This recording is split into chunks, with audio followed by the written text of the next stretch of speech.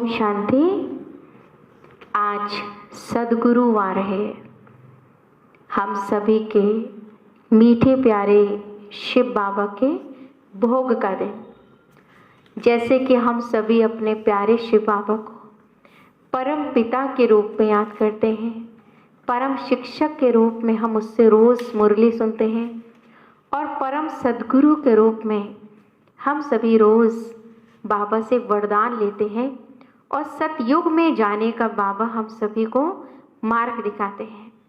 तो आज सद्गुरुवार के दिन बाबा ने हम सभी को बहुत सुंदर मार्ग दिखाया है और अपनी मीठी शिक्षाओं में बताया है कि बच्चे, तुम्हें झूठ नहीं बोलना है, क्योंकि जो झूठ बोलने की आदत वो बहुत गंदी आदत है, जो कि हमें स्वर्ग में जाने के लिए हमारे सारे दरवाजे बंद कर देती है। क्योंकि सतयुग में तो वही आत्माएं जा सकती हैं ये जो सच है, सत्य है, एकदम सच्चाई के मार्ग पर चलती हैं और सच्चाई से बाबा को अपना चाट देती हैं। इसलिए सद्गुरुवार अर्थात वरदानी दिन, जैसे बाबा हम सभी को वरदान देते हैं तो बाबा कहते हैं बच्चे तुम भी मास्टर सद्गुरु हो। जैसे भगवान रोज वरदान देते हैं तो तुम बच्चे भी मास्टर महादानी बन करके सभी को वरदान दो। तुम्हारे मुख से ऐसा किसी के लिए कुछ भी गलत ना निकले जो सत्य हो जाए। अगर सत्य हो जाता है तो वो जिंदगी भर तुम्हें ही आरोप तुम पर लगाता रहेगा और तुम्हें दोष देता रहेगा। इसलिए आइए सुनते हैं आज के हम बाबा के 22 अक्टूबर के महावाक्य। आज मीठे प्यारे सद्गुरु शिव बाबा ने कहा है, मीठे बच्चे, सबसे मीठा अक्षर बाबा है। कितने प्यार से हमारे मुख से बाबा निकलता है। तुम्हारे मुख से सदा बाबा बाबा निकलता रहे। सबको शिव बाबा का परिचय देते रहो। प्रश्न है, सतयुग में कोई मनुष्य तो क्या जानवर भी रोगी नहीं होते हैं, क्यों? उत्तर है, क्योंकि संगम युग पर बाबा सभी आत्माओं का और बेहद सृष्टि का ऐसा ऑपरेशन कर देते हैं जो रोग का नाम निशान ही नहीं रहता है। बाप है अविनाशी सर्जन। आज जो सारी सृष्टि रोगी हो गई है, इस सृष्टि में फिर दुख का नाम निशान नहीं होगा। यहाँ के दुखों से बचने के लिए बहुत बहुत बहादुर बनना है। गीत है, आज मुरली के अंदर गीत भी आया है, तुम्हें पाके हमने जहां पा लिया, जमी तो जमी आसमां पा लिया। ओम शांति। डबल भी कह सकते हैं, डबल ओम शांति। आत्मा अपना परिचय दे रही है, मैं आत्मा शांत स्वरूप हूँ। हमारा निवास स्थान शांति धाम में है और बाबा की हम सब संतान हैं। हम आत्माएं सब ओम शांति कहती हैं। वहाँ हम सब भाई भाई हैं, फिर यहाँ भाई और बहन बनते हैं। अब भाई बहन से नाता शुरू होता है। बाप समझाते हैं हमारे सब बच्चे हैं, ब्रह्मा की भी तुम संतान हो, इसलिए भाई बहन ठहरे। तुम्हारा और कोई संबंध नहीं। प्रजापिता ब्रह्मा की संतान हम हैं, ब्रह्मा कुमार और कुमारी। पुरानी दुनिया को चेंज करने इस समय ही आते हैं। बाप ब्रह्मा द्वारा ही फिर नई सृष्टि रचते हैं। ब्रह्मा से भी संबंध है ना। युक्ति भी देखो कितनी अच्छी है। सब ब्रह्मा कुमार और कुमारी है। अपने को आत्मा समझ बाप को याद करना है और अपने को भाई बहन समझना है। मंदिर में भी हम जाते हैं तो भी हम क्या कहते हैं भगवान के सामने, तुम माता पिता हम बालक तेरे, या ये कहते हैं तुम ही हो माता पिता तुम ही हो। तो अगर हमने ये बात कही तुम माता पिता हम बालक तेरे, तो जब हम तेरे बालक है वही बात स्त्री भी बोलती है और वही बात पुरुष भी बोलता है, तो वो आपस में भाई बहन हो गए। यहाँ तो कुमार कुमारी जैसे बड़े बड़े होते जाते हैं तो आंखें देखो कैसे क्रिमिनल बनती जाती हैं। फिर क्रिमिनल असॉल्ट कर लेते हैं। क्रिमिनल एक्ट होती है रावण राज्य में, सतयुग में क्रिमिनल एक्ट होती नहीं है। क्रिमिनल अक्षर ही नहीं होता। यहाँ तो क्रिमिनल एक्ट बहुत है, उनके लिए फिर कोर्ट आदि भी है। वहाँ इसलिए बच्चों को समझाया गया है, यह तो खेल है सुख और दुख का, हार और जीत का। इनको भी तुम समझते हो गाया हुआ है, माया से हारे हार, माया पर जीत बाप आकर आधा कल्प के लिए पहनाते हैं, फिर आधा कल्प हारना पड़ता है। यह कोई नई बात नहीं, यह तो साधारण पाई पैसे का खेल है। और तुम मुझे याद करते हो तो अपना राज्य भाग आधा कल्प के लिए लेते हो। रावण राज्य में मुझे भूल जाते हो। रावण दुश्मन है, उनको हर वर्ष क्या करते हैं, भारतवासी जलाते हैं। जिस देश में बहुत भारतवासी होंगे वहां भी जलाते होंगे, कहेंगे यह भारतवासियों के धर्म का उत्सव है। दशहरा मनाते हैं तो बच्चों को समझाना है कि वह तो हद की बात है। रावण राज्य तो अभी सारे विश्व पर है, सिर्फ लंका पर नहीं है। विश्व तो बहुत बड़ी है ना। बाप ने हम सभी को समझाया कि ये सृष्टि सारी सागर पर खड़ी है। मनुष्य कहते हैं नीचे एक बैल व गऊ है जिनके सींग पर सृष्टि खड़ी है, फिर थक जाते हैं तो वो बदलते हैं। अब यह बात तो बाबा कहते हैं नहीं कि पृथ्वी तो पानी पर खड़ी है, चारों तरफ पानी ही पानी है। तो अभी सारी दुनिया में रावण राज्य है, फिर राम अथवा ईश्वरीय राज स्थापन करने बाप को आना पड़ता है। सिर्फ ईश्वर कहने से भी कह देते हैं कि ईश्वर तो सर्वशक्तिमान है, वह सब कुछ कर सकते हैं, सब कुछ कर सकते हैं, फालतू महिमा हो जाती है, इतना लव नहीं रहता। यहाँ ईश्वर को बाप कहा जाता है। बाबा कहने से वर्षा मिलने की फिर बात हो जाती है। बाबा कहते वर्षा किन्हें मिलता है, जो बच्चे मुझे बाबा कहते हैं, अपना मेरे साथ संबंध जोड़ के मुझे प्यार से याद करते हैं। बाबा ने कहा है मामेकम याद करो। प्रदर्शनी आदि में भी जब समझाते हो तो घड़ी घड़ी शिव बाबा का परिचय दो। शिव बाबा ही एक ऊंचे से ऊंचा है, जिसको गॉड फादर कहा जाता है। मुसलमान अल्लाह कहते हैं, सुबह को 10 मिनट बैठकर कुरान का अर्थ करते हैं कि अल्लाह मियाँ ने कहा है किसको दुख नहीं देना है, यह नहीं करना है। अब यह नहीं समझते हैं कि ये बाबा ने कहा है। बाबा अक्षर कहा, बाबा अक्षर सबसे मीठा है। शिव बाबा तुम्हारे मुख से निकलता रहे। मुख तो मनुष्य का ही होगा, गौ का मुख थोड़ी हो सकता है। तुम हो शिव शक्तियाँ, तुम्हारे मुख कमल से ज्ञान अमृत निकलता है। तुम्हारा नाम बाला करने गौ मुख कह दिया है।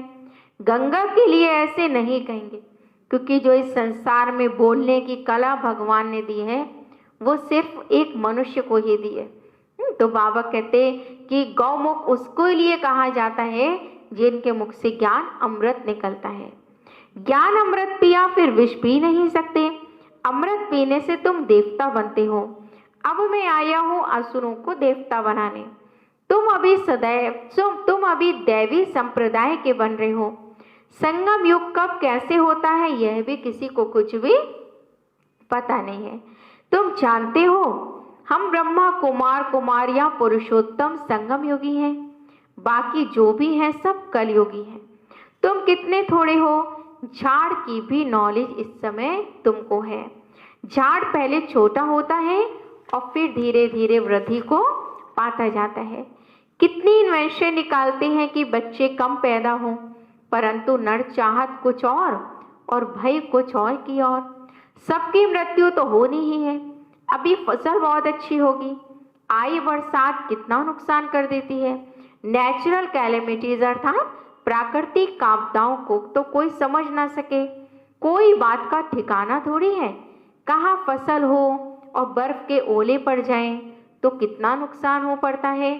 बारिश ना पड़ी तो भी नुकसान। इनको कुदरती आपदाएं कहा जाता है। यह तो ढेर होने वाली है। इनसे बचने के लिए बहुत बहादुर होना चाहिए। कोई कॉपरेशन होता है तो कई वह देख नहीं सकते क्योंकि कमजोर दिल होते हैं, देखते ही अनकॉन्शियस हो जाते हैं और अगर देख भी ले ना तो बाबा कहते क्यों नहीं देख सकते, क्योंकि इस शरीर की जो वास्तविकता जब उन्हें पता चल जाती है तो इसलिए उनके अंदर देखने की हिम्मत ही नहीं है। अभी इस सारी चीची सृष्टि का ऑपरेशन होना है। बाप कहते हैं मैं आकर सबका ऑपरेशन करता हूँ। सारी सृष्टि रोगी है और अविनाशी सर्जन भी बाप का नाम है। वह सारी विश्व का ऑपरेशन कर देंगे, जो फिर विश्व में रहने वालों को कभी दुख नहीं होगा। बाबा पूरी सृष्टि का ऑपरेशन करके इसको रोगी से निरोगी बना देते हैं। कितना बड़ा सर्जन है बाप, सिर्फ मनुष्यों का ही नहीं लेकिन पूरी सृष्टि का बाबा ऑपरेशन करते हैं। आत्माओं का भी ऑपरेशन और बेहद सृष्टि का भी ऑपरेशन करने वाला वे बाप है। वहां मनुष्य तो क्या जानवर भी रोगी नहीं होते हैं। बाप समझाते हैं मेरा और बच्चों का क्या पाठ है। इसको कहा जाता है रचना के आदि मद अंत का ज्ञान, जो इस समय तुम ले रहे हो। बच्चों को पहले पहले तो यह खुशी होनी चाहिए कि हम सभी उस रचयिता से वर्षा ले रहे हैं। आज सद्गुरु वार है, हमेशा सत्य बोलना चाहिए। व्यापार में भी कहते हैं ना, सत्य बोलो, ठगी की बात नहीं करो। फिर भी लोभ में आकर कुछ जास्ती दाम बताकर सौदा कर देंगे। सच तो कभी कोई बोलते नहीं है, खास तौर से बाबा कहते व्यापार में बहुत झूठ बोलते हैं। झूठ ही झूठ बोलते हैं, इसलिए सत्य को याद करते रहते हैं। कहते हैं ना सत्य का नाम संग है। अभी तुम जानते हो बाबा जो सत्य है वही संग चलेंगे। हम आत्माओं के अभी सत्य के साथ तुम आत्माओं का संग हुआ है तो तुम ही साथ जाएंगे। तुम जानते हो शिव बाबा आया हुआ है, जिसको ट्रुथ अर्थात सत्य कहा जाता है, तभी तो वो सत्य युग की स्थापना करते हैं। वे हम आत्माओं को पवित्र बना करके अपने साथ ले जाएंगे एक ही बार। सतयुग में ऐसे नहीं कहते राम राम संग है या राम नाम संग है, नहीं। बाबा कहते हैं अभी मैं तुम बच्चों के पास आया हूँ, तुम्हें नैनों पर बिठाए अपने साथ में ले जाता हूँ। कितने प्यार से बाबा हमें ले जाते हैं। यह नैन नहीं, यह ज्ञान का तीसरा नेत्र है, क्योंकि जब हम सभी को ज्ञान का तीसरा नेत्र मिलता है तो हम सभी बाबा की पलकों पर बैठ करके अपने घर परम धाम चले जाते हैं। इस समय बाप आए हैं, साथ ले जाएंगे। शंकर की बारात नहीं, यह तो शिव के बच्चों की बारात है। वह पतियों का पति भी है। कहते हैं तुम सब ब्राइड्स हो और मैं हूँ ब्राइड ग्रूम। तुम सब आशिक हो और मैं हूँ माशूक। माशूक एक ही होता है ना। तुम आधा कल्प से मुझ माशूक के आशिक हो। अभी मैं आया हूँ, सब भक्तियां हैं। भक्तों की रक्षा करने वाला है भगवान। आत्मा भक्ति करती है शरीर के साथ। सतयुग त्रेता में भक्ति होती नहीं। भक्ति का फल तो सतयुग में भोगते हो, जो अब बच्चों को बाप हमें दे रहे हैं। बाबा ने हम सभी को हमारी भक्ति का फल क्या दिया? ज्ञान। और इस ज्ञान से हमें मिलता है भगवान और सतयुगी दुनिया की प्राप्ति। सतयुग त्रेता में भक्ति होती नहीं है, तो बाबा कहते यह कहाँ भी लिखा नहीं है। कहते हैं ना शंकर ने पार्वती को अमर कथा सुनाई, तो तुम सब हो पार्वतियां। आत्मा को बाबा कहते हैं पार्वती, जो कि सत्य पिता से शिव से कथा सुन रही है, अमरनाथ की कथा सुन रही है अमर लोक में जाने के लिए। मैं हूँ कथा सुनाने वाला अमरनाथ। अमरनाथ तो अब एक को कहा जाता है। ऊंच ते ऊंच बाप है, तो उनको तो अपनी देह अब है नहीं। कहते हैं ना, कहते हैं मैं अमरनाथ तुम बच्चों को अमर कथा सुनाता हूँ। शंकर पार्वती यहाँ कहाँ से आए? वे तो हैं ही सूक्ष्म वतन में, जहाँ सूर्य चांद की भी रोशनी नहीं रहती है। सत्य बाप आकर के तुम सभी को सत्य कथा सुनाते हैं। बाप बिगड़ सच्ची कथा कोई सुना ना सके, यह भी समझते हो। विनाश होने में टाइम लगता है। कितनी बड़ी दुनिया है, कितने ढेर मकान आदि गिरकर खत्म होंगे। अर्थक्वेक में कितना नुकसान होता है, कितने मर जाते हैं। बाकी तुम्हारा छोटा झाड़ है। दिल्ली परिस्तान बन जाएगी। एक ही परिस्तान में लक्ष्मी नारायण का राज चलता है। कितने बड़े बड़े महल बनते हैं, बेहद की जागीर मिलती है, तुमको कुछ खर्चा यहाँ पर नहीं करना पड़ता। बाबा कहते हैं इनकी यानी ब्रह्मा की लाइफ में ही कितना सस्ता अनाज था उस समय में, तो सतयुग में कितना सस्ता होगा फिर। दिल्ली जितने तो एक एक के घर और जमीन आदि होती है। बाबा कहते हैं कि सतयुग में एक एक की जमीन और एक एक का घर दिल्ली जितना होता है। मीठी नदियों पर तुम्हारा राज्य चलेगा, एक एक को क्या नहीं होगा, सदा अन्न मिलता रहेगा। वहाँ के फल फूल भी देखते हो। बाबा तो देखो हमें स्वर्ग में ले जा रहे हैं। बाबा हम सभी को स्वर्ग की महिमा बता रहे हैं कि जिस जन्नत में जाने के लिए तुम पढ़ रहे हो और इस समय खुद पर मेहनत कर रहे हो, तो सोचो जरा कल्पना करके कि वो दुनिया कैसी होगी। तुम शुभी रस पी कर के आते हो, कहते थे वहाँ माली है। अब माली तो जरूर बैकुंठ अथवा नदी किनारे होगा, वहाँ कितने थोड़े होंगे। अभी कहाँ, अभी इतने करोड़ और कहाँ सिर्फ 9 लाख होंगे। अब सब तुम्हारा और सब कुछ तुम्हारा होगा। बाप ऐसी राजाई देते हैं जो हमसे कोई छीन ना सके। आप समान धरती आदि सबके मालिक तुम रहते हो। गीत भी बच्चों ने सुना, क्या गीत हम सभी ने सुना अभी, तुम्हें पाके हमने जहां पा लिया, जमी तो जमी आसमां पा लिया। ऐसे ऐसे गीत 6-8 हैं जो सुनने से खुशी का पारा चढ़ जाता है। देखो अवस्था में कुछ गड़बड़ है तो गीत बजा लो, यह है खुशी के गीत। अगर बाबा कहते देखो आज उदासी आ गई या अवस्था नीचे ऊपर हो गई या किसी ने कुछ कह दिया, तो बाबा कितने सुंदर सुंदर गीत बने हैं, वो बजा करके योग करने बैठ जाओ तो तुम्हारी स्थिति कुछ समय में ठीक हो जाएगी। बाबा बहुत युक्तियां बतलाते हैं अपने को हर्षित मुख बनाने की। बाबा को लिखते हैं, बाबा इतनी खुशी रहती नहीं है, माया के तूफान बहुत आते हैं। अरे अब बाबा कहते अरे माया के तूफान आए, तुम बाजा बजा लो, यानी तुम गीत बजा लो। खुशी के लिए बड़े बड़े मंदिरों में भी फाटक पर बाजा देखो बजता रहता है ना। बॉम्बे में माधव बाग में लक्ष्मी नारायण के मंदिर के फाटक पर भी बाजा बजता रहता है। तुमको कहते हैं ये फिल्मी रिकॉर्ड क्यों बजाते हो, उनको क्या पता यह भी ड्रामा अनुसार काम में आने की चीज है। इनका अर्थ तो तुम बच्चे समझते हो, यह सुनने से भी खुशी में आ जाएंगे, परंतु बच्चे भूल जाते हैं। घर में किसको गमी होती है तो भी गीत सुनकर बड़े खुश होंगे। यह बहुत वैल्यूएबल चीज़ है। आज तो बाबा ने गीत की महिमा की है कि अगर तुम्हारा मन उदास होता है, अवस्था नीचे ऊपर होती है, तो तुम क्या करो, तो तुम बाबा के अच्छे अच्छे खुशी के गीत बजा लो। घर के कोई के घर में झगड़ा चलता है, बोलो भगवानों आज काम महाशत्रु है, इन पर जीत पाने से हम विश्व के मालिक बनेंगे, फिर फूलों की वर्षा होगी, जय जयकार हो जाएगी, सोने के फूल बरसेंगे। तुम अभी कांटे से सोने के फूल बन रहे हो ना, फिर तुम्हारा अवतरण होगा। फूल नहीं बरसते लेकिन तुम फूल बनकर आते हो। मनुष्य समझते हैं सोने के फूल बरसते हैं, तो बाबा कहते फूल बरसते नहीं हैं सोने के, पर तुम सोने की दुनिया में फूल बन करके जाते हो। तो एक राजकुमार विलायत में गया। बाबा किसी की बात सुना रहे हैं कि एक विलायत राजकुमार जो था विलायत में गया, वहां पार्टी दी थी, उनके लिए सोने के फूल बनाए, सबके ऊपर वर्षा की। खुशी के मारे उसकी यानी उस राजकुमार की इतनी खातिरी की। सोने के फूल तुम ऊपर से उतरते हो। तुम बच्चों को कितनी खुशी की लॉटरी मिलती है कि तुम विश्व के बादशाही लेते हो। जैसे लौकिक बाप बच्चों को कहते हैं कि तुम्हारे लिए मैं यह लाया हूँ, तो बच्चे कितना खुश होते हैं।